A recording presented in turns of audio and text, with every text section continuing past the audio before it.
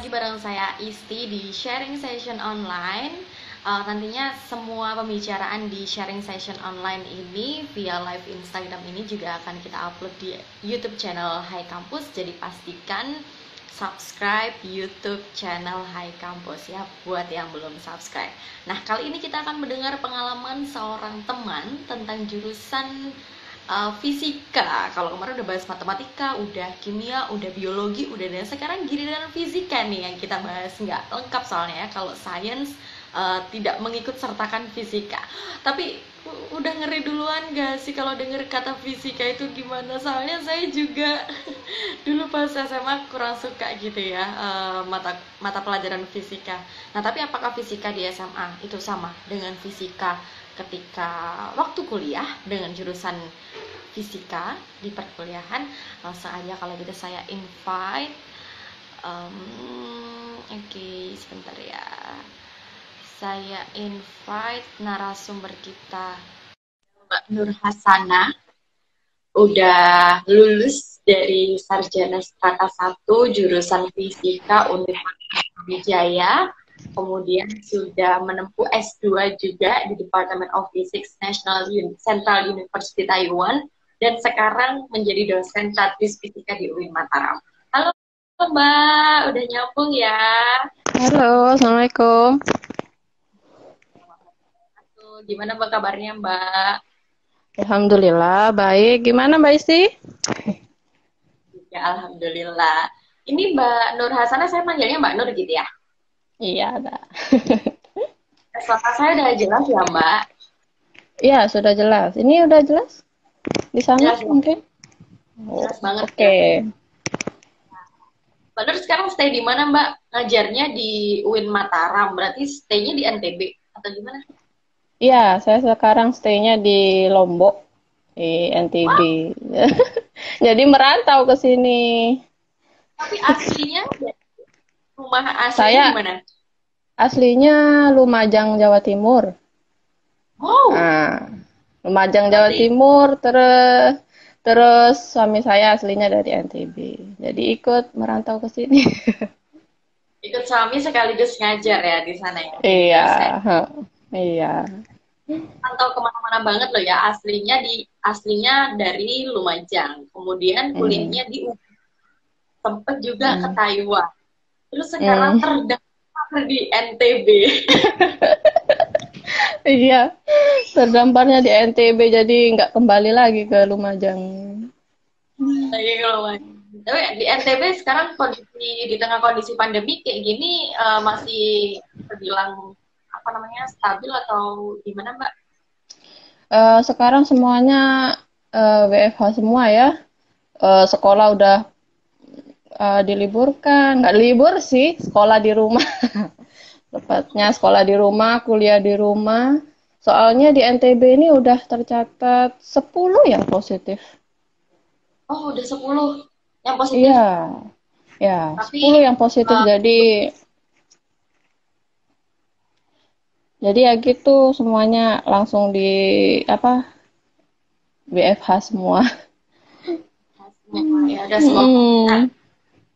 dan keluarga tidak terdampak apa-apa lah ya, maksudnya stay di rumah sehat selalu. Amin. Oke Mbak, topiknya hari ini kan kita mau membedah jurusan fisika nih, karena sebelumnya kita Mm-mm. kalau MIPA itu udah, matematika udah, kemudian biologi Mm-mm. murni udah, habis itu kimia murni udah. Nah, sekarang yang ditunggu-tunggu sama High Friends juga adalah jurusan fisika. Buat saya pribadi fisika itu momok, karena saya nggak antara pelajaran IPA yang lainnya, fisika itu paling menyebalkan pokoknya ya. Jadi Oh, ini basic, kenapa menyebalkan? mungkin karena dulu ada faktor dari pengajar juga yang kurang menyenangkan, jadi kayak akhirnya nggak suka sama fisika. Dan itu ke bawah Hmm. sekarang, Oh, ke kalau bawah ya. kita pastinya gini aja deh. Gitu. Hmm. Nah, basic question nih buat Mbak Nur. Emang kenapa sih waktu itu kok milih jurusan fisika, Mbak? Emang beneran cinta mati sama fisika, atau rumus tapi terus jatuh cinta, atau gimana? Kalau terjerumus sih enggak ya, alhamdulillah saya enggak terjerumus. Dari awal sih saya suka fisika. Mulai saya kenal fisika itu SMP ya. SMP itu mulai kenal fisika. Nah, dari situ awalnya. Awalnya itu gurunya sih, ya benar-benar guru. Guru itu Guru. sebagai faktor utama.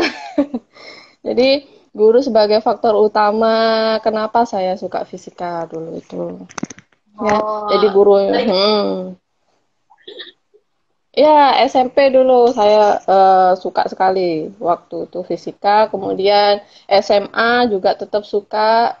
Kemudian ya itu dah akhirnya mengambil jurusan fisika. Tapi dulu optionnya ada dua sih. Kalau nggak kedokteran itu fisika gitu. rata-rata kayak gitu ya.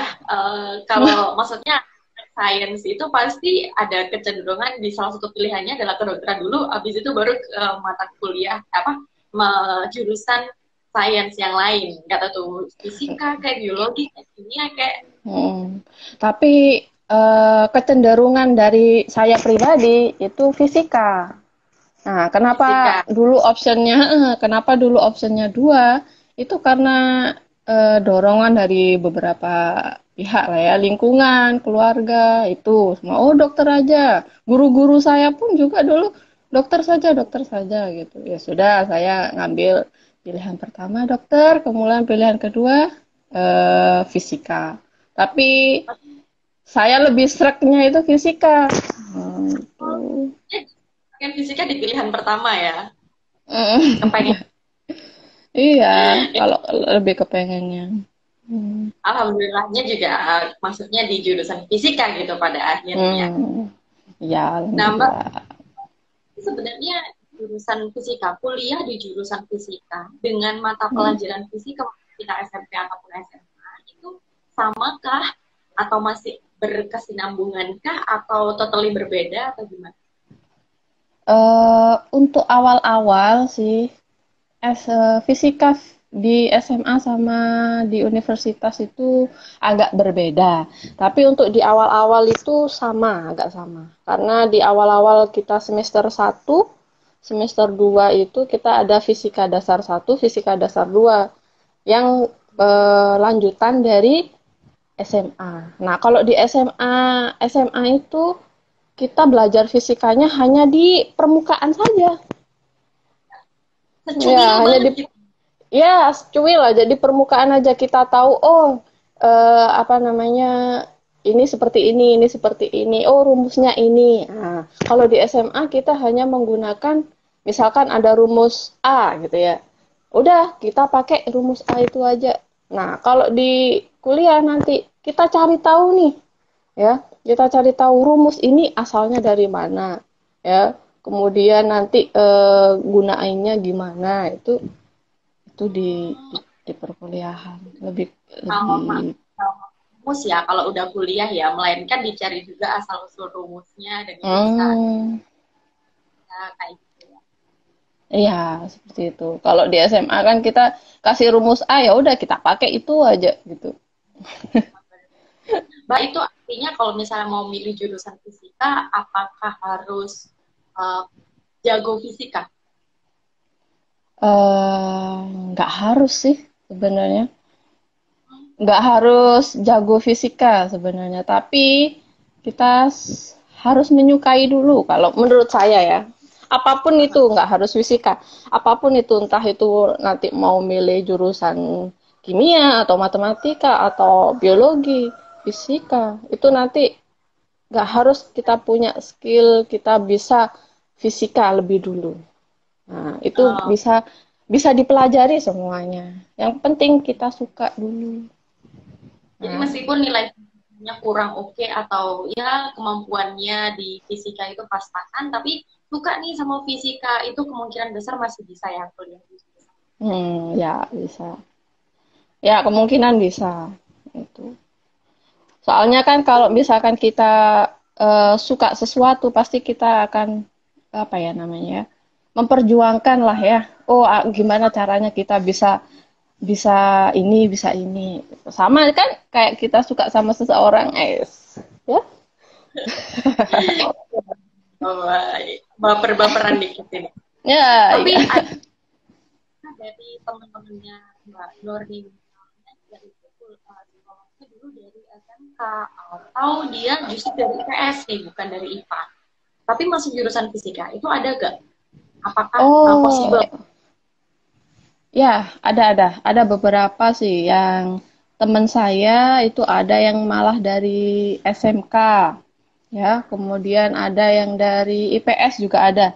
Adik tingkat saya kalau nggak salah itu IPS ya, itu IPS ya. Tapi dia emang suka fisika gitu. Nah, jadi malah gini, jadi ada saya ceritain ya.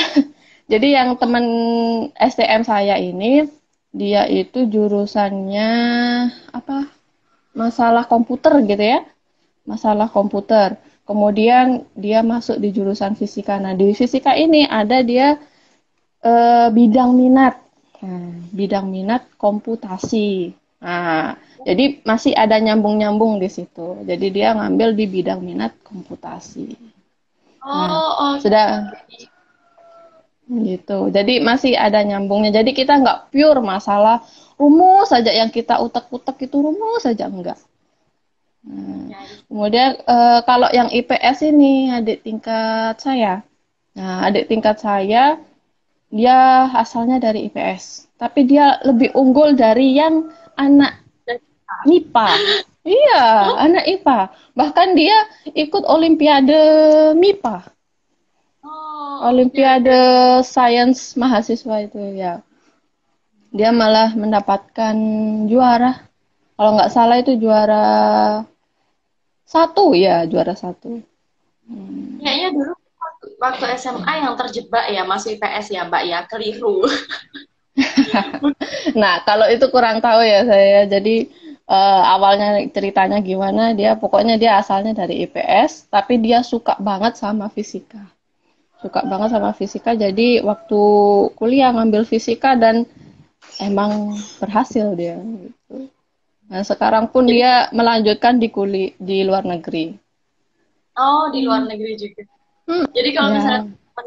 dari IPA, misalnya dari IPS atau SMK, selama syarat pendaftarannya masih membolehkan lintas jurusan gitu ya, lintas basic jurusan ya nggak masalah aja ya buat mencoba untuk memilih jurusan kita. Ya, nggak masalah. Kira-kira secara gambaran singkat aja deh, sebenarnya jurusan fisika di perkuliahan itu mempelajari apa sih Mbak? Oh, di perkuliahan. Nah, macam-macam sih. Di jurusan fisika itu sebenarnya dulu waktu saya S1 ya. Nah, S1 itu di jurusan fisika mempelajari otomatis tentang fisika ya. Otomatis tentang fisika. Nah, nanti ada beberapa bidang minat di sana. Gitu. Oke. Jadi Nah, kayak konsentrasi ya. ya kayak konsentrasi gitu. Jadi ada konsentrasi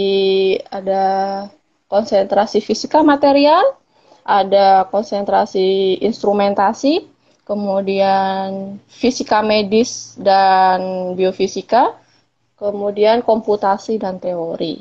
Geofisika ada ding satu. Nah, Itu nah masing-masing ya.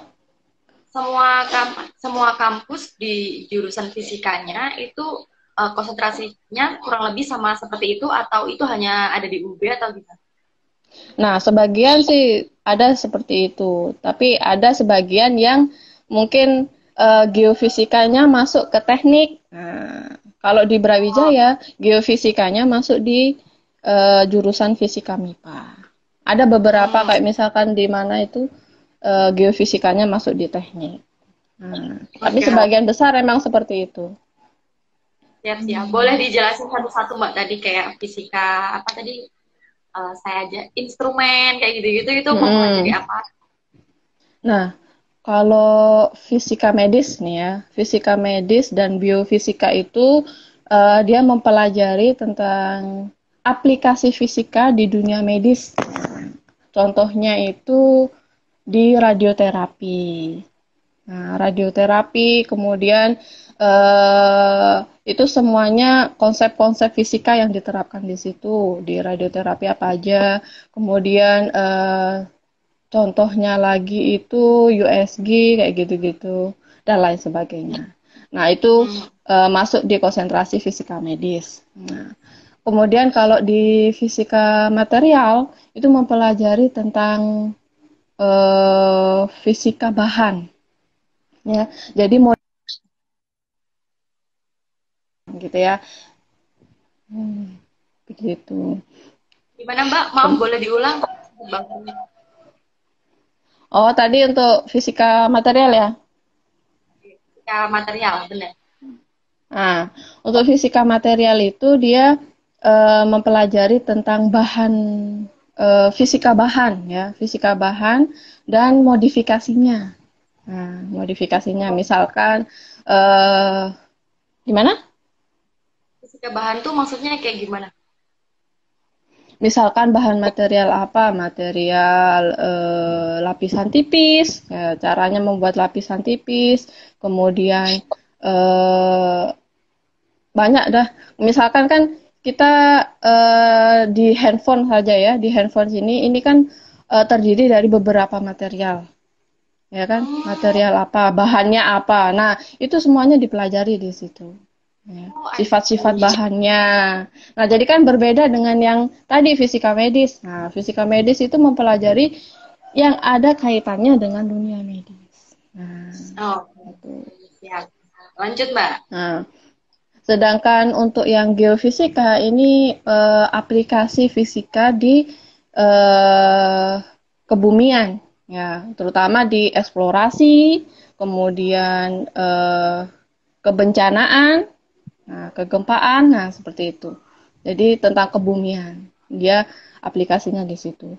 Sedangkan untuk instrumentasi, dia aplikasi fisikanya itu di misalkan di dia itu elektronik ya, di aplikasi elektronik, sensor seperti itu, sistem kontrol, nah seperti itu di instrumentasi. Jadi jangan berpikir di fisika itu kita melulu utek-utek apa namanya ya, utek-utek ya. Dia itu mengerjakan rumus saja, enggak Iya, seperti itu. kita nggak tahu ini berguna nggak sih di sehari-hari gitu loh. Nah, iya, makanya banyak sekali dulu itu waktu saya masuk fisika, ngapain sih masuk fisika? Nanti yang di anu rumus saja gitu. Rumus saja. Nanti kerjanya jadi apa gitu. Itu sering Hmm. sekali pertanyaan seperti itu. Kerjanya jadi apa? Banyak Nah, sekali berarti sebenarnya. Hmm. oh siap. Nah, itu konsentrasi-konsentrasi yang tadi Mbak Nur jelaskan, apakah dipelajari semuanya atau kita boleh milih Mbak? Nah, untuk di awal-awal semester berapa ya? Semester 1, 2, 3 itu kita mendapatkan mata kuliah yang general, mata kuliah yang wajib fisikanya. Jadi semuanya wajib misalkan fisika dasar 1, fisika dasar 2. Nah, itu masih belum penjurusan. Nah, baru nanti misalkan di semester 4 itu boleh kita mengambil namanya bidang minat. Nah, bidang minat kita itu mau ngambil apa bidangnya, misalkan di fisika medis. Oh, kita nanti mengambil mata kuliah pilihan fisika medis. Nah, di situ apa aja nanti ada di situ. Nah, ada Oke. beberapa. Hmm, Ya. Waktu itu Mbak Nur sendiri mengambil konsentrasi yang apa? Fisika medis ya kayaknya ya. iya, hanya disinggung-singgung fisika medis terus ya. Iya, soalnya awalnya ada pilihan kedokteran, jadi pasti ngambilnya yang berkaitan dengan kesehatan, masuknya ke fisika medis. Iya, fisika medis. Tapi Mbak, sebenarnya setelah belajar-belajar tentang fisika ya, rumus-rumus atau apa yang sudah dipelajari di jurusan fisika, itu sebenarnya aplikatif nggak sih, benar-benar bisa diterapkan di kehidupan sehari-hari? Iya, sangat. Sebenarnya fisika itu mempelajari fenomena yang ada di sekitar kita, ya. semuanya hal yang menyangkut di kehidupan sehari-hari ataupun fenomena alam ya, fenomena alam semesta ini itu semuanya fisika ya. Nah, rumus-rumusnya itu sangat sangat berguna sekali ya, sangat berguna sekali. Misalkan ini dah ya kacamata ini ya. Nah, kacamata ini kan termasuk optik kalau di fisika ya, termasuk optik. Nah, gimana caranya kita bisa mencocokkan kita butuh minus berapa atau berapa. Nah, itu kan kita ukur dulu jaraknya, kita bisa melihat seberapa. Nah, itu kan. Nah, baru setelah itu kita hitung dengan rumus itu, kemudian kita tahu berapa minus kita atau plus kita. Jadilah kita bisa bikin kacamata seperti Oh ini. iya, iya. Nah, ya Mantap. kan? Banyak sekali sebenarnya. Oke, Mbak, tapi dari semua nih yang sudah dipelajari di jurusan fisika ketika S1 ya, utamanya ketika Mm-mm. S1, kira-kira mata kuliah apa sih yang terbilang sulit buat ditaklukkan? Us. Aduh, apa ya? Kalau yang sulit ditaklukkan itu fisika kuantum. Itu ya. Fisika kuantum itu seperti apa? Fisika kuantum itu bagi saya dulu ya. Jadi dulu waktu awal-awal itu kan kalau yang fisika dasar satu, fisika dasar 2 bisa kita bayangkan ya. Oh, kita mempelajari optik misalkan. Oh, pastilah oh optik seperti ini bayangannya. Nah, untuk fisika kuantum itu saya dulu itu ngeblank. Gak ada bayangan apa-apa. Apa fisika kuantum itu dulu ya? Nah, hal yang tidak bisa kita lihat dengan kasat mata, fisika kuantum itu fenomena. Jadi fisika kuantum itu mempelajari sesuatu yang tidak kasat mata. Jadi kita tidak bisa membayangkan apa yang akan terjadi di situ. Nah, jadi kita mempelajari misalkan elektron. Nah, seperti itu gimana perilaku elektron di situ. Kemudian sumur potensial. Nah, itu seperti apa? Nah, itu itu bagi saya yang paling sulit sebenarnya. Jadi kan yang paling gampang dan menyenangkan.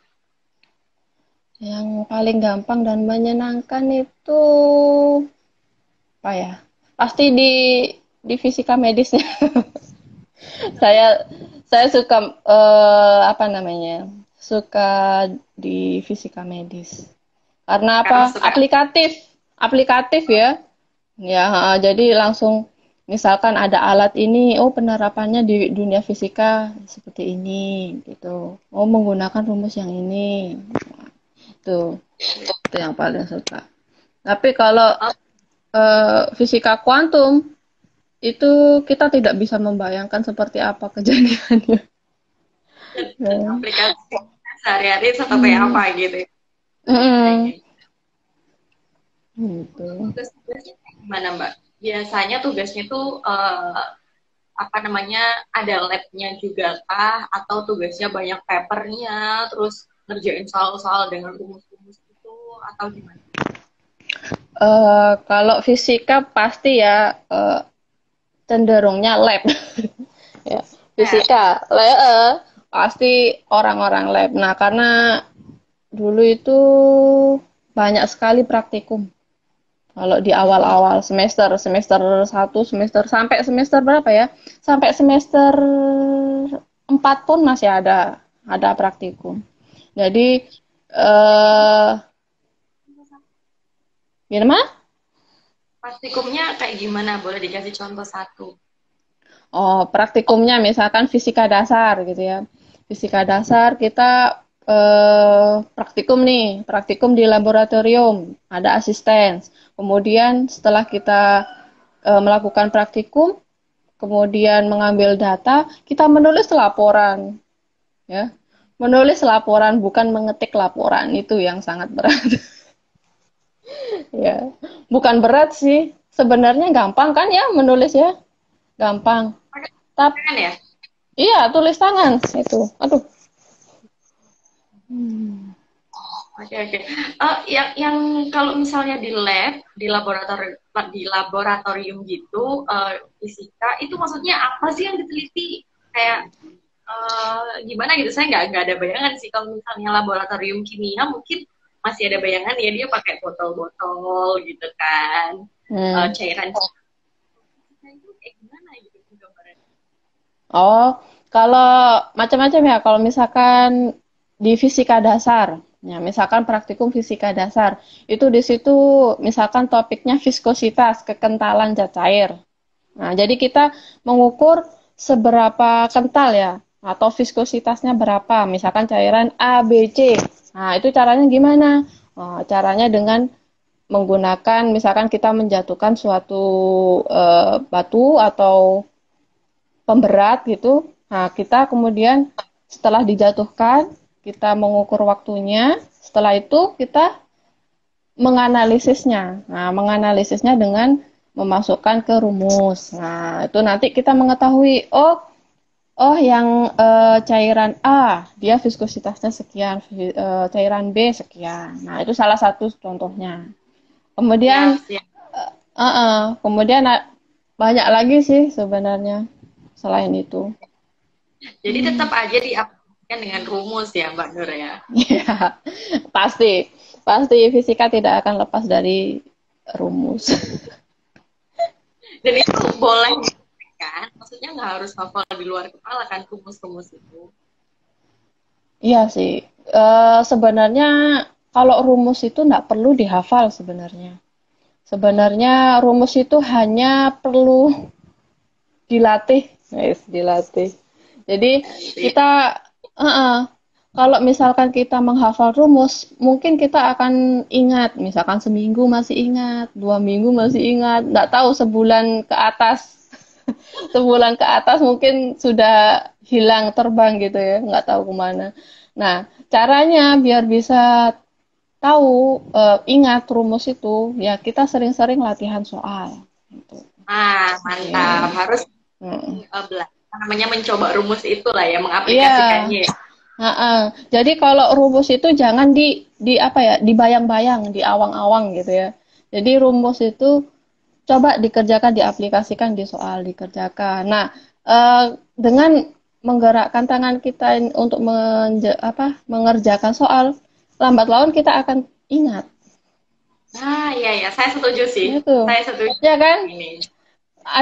Mungkin ada yang bisa menghafal dengan tulisan. Ya kan? Nah, seperti itu. Mm-mm. Itu lebih mudah daripada dan awet, ingatannya awet gitu. Hmm. Nah, ngobrol soal syarat lulusnya nih. Untuk lulus dari fisika itu syarat-syaratnya waktu S1 itu apa aja sih, Mbak? Lulus, pertama itu pasti harus itu ya, harus lulus semua mata kuliah yang harus ditempuh, mata kuliah wajibnya. Nggak ada yang nggak boleh D ya, D, E itu nggak boleh. Kemudian harus sudah menempuh KKN, kemudian PKL. Nah, setelah PKL skripsi, otomatis skripsi. Nah, Skripsi. itu syarat lulusnya. Nah, setelah skripsi ya ada ujian. Iya, Ujian jelas. skripsi pasti ngerjakan skripsi nggak ujian otomatis kan nggak bakalan bisa lulus. Nah, setelah ya. Maksudnya itu selain skripsi juga ada kayak ujian prakteknya gitu nggak, Mbak? Untuk sebagai syarat lulus. Oh iya, ujian KKN sama PKL itu kan, untuk KKN itu kita terjun langsung ke masyarakat, ya nanti dibagi kita di desa apa itu nanti dibagi. Kemudian untuk PKL kita semacam magang, ya. Magang sesuai dengan bidang minat kita. Nah itu enaknya. Nah, jadi kita langsung aplikasikan ilmu kita ya sesuai bidang minat kita. Nah, tadi kan konsentrasinya banyak nih. Ada fisika medis, ada geofisika, ada instrumentasi, ada apa lagi tadi? Material, Fisika. nah, komputasi. Nah, semuanya itu eh, kita aplikasikan sesuai sesuai dengan kebutuhan kita. Misalkan kita mau nih fisika medis, itu berarti ranahnya di medis, nanti kita magangnya bisa di di rumah sakit bisa, kemudian di Batan bisa, itu Mhm. di banyak banyak lagi. Nah, jadi sesuai kebutuhan kita. Sesuai dengan bidang minat ya, Mbak. Sesuai dengan bidang minat masing-masing. Nah, Oke. jadi kita langsung bisa tahu. Mbak, Ya, tadi contoh-contoh bisa diulang, Mbak? contoh-contoh penelitian skripsinya itu kayak gimana kalau fisika? Ah, nah ini sesuai dengan bidang minat masing-masing ya. Jadi disesuaikan skripsinya. Misalkan kalau fisika medis. Nah, fisika medis ini nanti kebanyakan fisika medis ini dia mengambil data di rumah sakit. Nah, nanti ranahnya di radioterapi di situ. Nah, kemudian bisa juga di Batan. Nah, dia menghitung misalkan dosis radiasi ya seperti itu. Dosis radiasi. Kemudian ada lagi yang material. Nah, material ini biasanya dia di perusahaan-perusahaan segitu ya. Nah, perusahaan-perusahaan bisa juga di laboratorium. Jadi semua penelitian itu tidak harus kita di luar melakukan penelitian, tapi di Di laboratorium lab. bisa. Jadi membuat bahan apa supaya misalkan untuk tujuan apa. Ya. Mbak, menurut Nur sendiri ya, jurusan fisika S1 itu kampusnya yang oke dan recommended itu di mana? Selain UB ya. Wah, waduh, ini pasti kecap nomor satu ya, Brawijaya. Hmm. Yang bagus itu di mana ya? Brawijaya bagus ya. Brawijaya bagus karena laboratoriumnya sudah lengkap ya, masing-masing bidang sudah ada. Nah, selain di Brawijaya mungkin alternatifnya bisa bukan alternatif, memang sudah bagus, sudah ada lebih dulu itu di ITB. Oh, di Ya, di ITB itu bagus dia biasanya. Dia ya. lebih lengkap, karena mungkin sudah lama ya, senior. Oke. Ini kan S1 fisika, kemudian S2 juga fisika gitu kan. Dan sekarang Hmm. masih mengajar fisika. Tidak akan lepas dari fisika.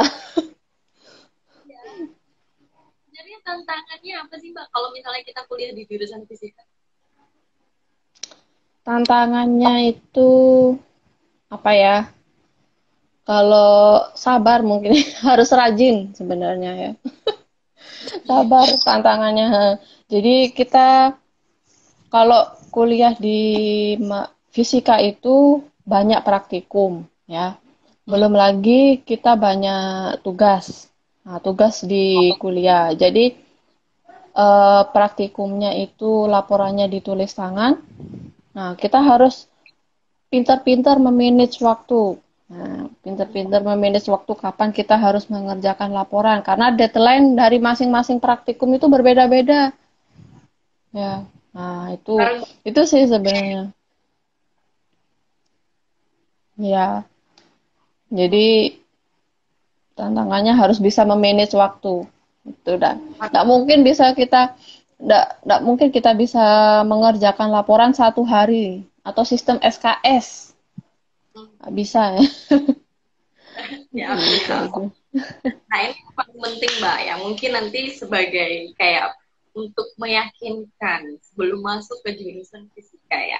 Prospek Hmm. kerja setelah kita lulus dari S1 jurusan fisika itu bisa jadi apa aja sih atau bisa kerja di mana aja sih? Nah, banyak yang orang itu ya, orang bertanya-tanya seperti itu. Banyak sekali. Apa sih nanti jadinya fisika ini? Kalau kalau misalkan pendidikan fisika ya, kalau pendidikan fisika otomatis nanti goalnya adalah guru ya, guru. Nah, kalau fisika murni ini banyak sekali sebenarnya, ya, banyak sekali dia lulusan lulusan dari S1 fisika itu banyak sekali, misalkan ada yang di perusahaan, ya, ada yang di rumah sakit juga, ya, yang mengambil bidang minat fisika medis itu bisa. Kemudian di perusahaan ini biasanya dia di bagian quality control, ya. Kemudian bisa di pertambangan juga, ya, pertambangan. Ya, orang-orang geofisika, kemudian bisa di perusahaan-perusahaan elektronik misalkan, bisa di menjadi peneliti. Kalau misalkan lanjut ya nanti ya, misalkan dia tidak hanya S1 fisika saja. Kenapa? Jadi apa? Pengajar. Peneliti. Peneliti dan pengajar juga kalau misalkan lanjut ke jenjang S2. Ya, oke. Kalau di perusahaan bisa di bagian QC-nya, terus bisa di Mm-mm. rumah bisa di departemen fisika, kayak gitu ya Pak ya. Kalau misalnya mau masuk S2, kira-kira jurusan apa sih yang bisa diambil yang linier dengan S1 fisika? Yang linear dengan S1 fisika itu otomatis fisika ya. Jurusan S2 fisika ya.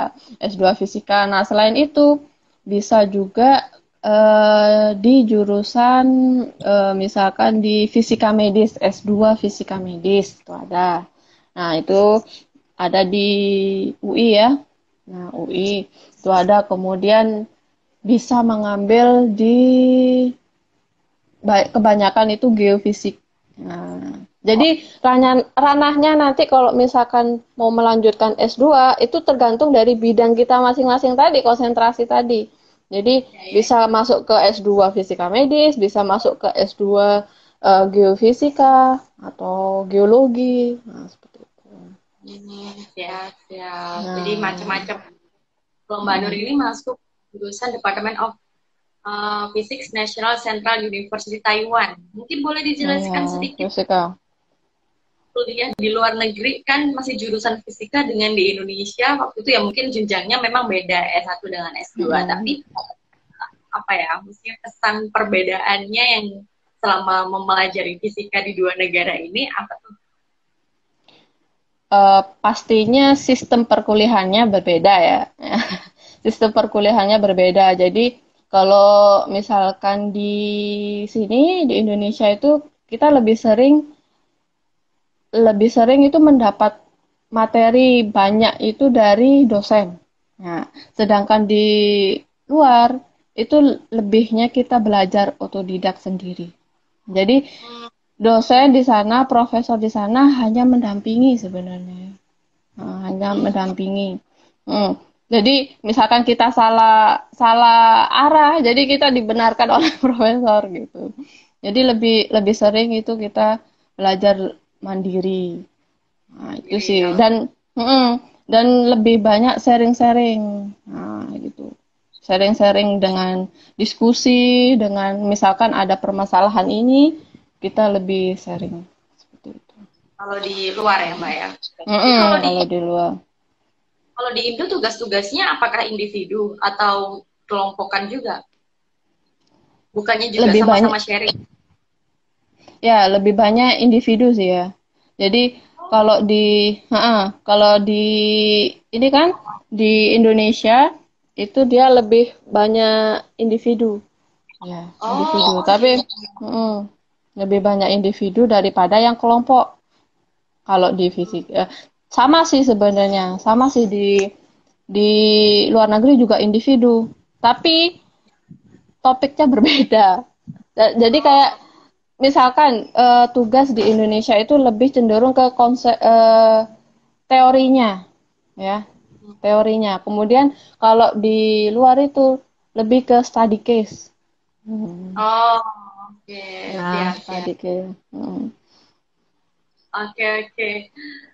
Terakhir ini, kira-kira skill apa sih yang perlu kita kuasai dan perlu kita kembangkan biar kita survive di fisika? Plus tips dari Mbak Nur biar kita itu bisa lulus kuliah di jurusan fisika. Jadi biar kita survive sih ya, itu kita harus yang menjadi pegangan kita adalah matematika, pengetahuan matematika kita. Ya, jadi fisika dan matematika itu tidak akan terlepas. Ya, tidak akan terlepas. Hitung-hitungan ya. Kalau nggak suka, susah ya. Ya, itu dia. Gimana mau menghitung kalau dia tidak berniat untuk menghitung. Jadi Ya, ya. gini, jadi matematika itu adalah tool ya bagi fisika. Nah, kita tidak akan bisa menyelesaikan masalah fisika jika kita tidak tahu dasar-dasar dari matematika. Nah, misalkan kita tahu rumusnya saja nih, tapi tidak tahu cara menggunakannya, mengoperasikannya secara matematis itu gimana, ya otomatis kita tidak akan bisa. Nah, itu. Jadi yang pertama adalah skill untuk bisa survive di fisika adalah matematika. Ya, skill pemahaman matematika. Itu. Kemudian untuk biar bisa lulus di fisika, otomatis kita harus tetap berusaha ya. Namanya semuanya berjuang hidup. Jadi meskipun kita ya hidupnya. Jadi berjuang. Kita harus punya target ya, kita harus punya target apa target kita, kemudian kita melakukan yang terbaik ya. Apa? Kita melakukan yang terbaik semampu kita ya, maka kita akan selesaikan tepat waktu insya Allah. Itu ternyata clue-nya ada di ending ini ya, Hai Friends, bahwa kita harus suka matematika karena Iya. tidak bisa dipisah. Oke, siap. Jadi buat yang anti sama angka, anti sama rumus, kayaknya harus mundur atau mencoba mencintai ya. Iya. Terima kasih banyak ya Mbak Nur sudah sharing tentang jurusan fisika. Iya, sama-sama. Semoga bermanfaat. Terima kasih banyak sharingnya. Jaga kesehatan selalu ya Mbak Nur ya. Dah. Iya, dah. Assalamualaikum. Selamat malam ya.